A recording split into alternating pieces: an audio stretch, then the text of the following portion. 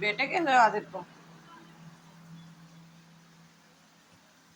आज बना रहे हैं हम खीर और आलू टमाटर की सब्जी सूखी वाली।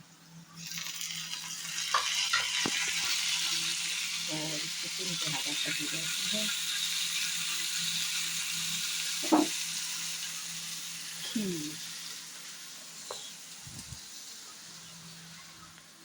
रात को बहुत गर्मी लग रही थी, इसलिए बाहर का गद्दा ले जाकर वहाँ पर बिछाकर वहाँ सो गए हॉल में। क्या दिखाऊँ मैं सुबह सुबह, 1 बजे ये है, 1 बजे ये है, ये फैन बंद वो है। आज बहुत देर से आ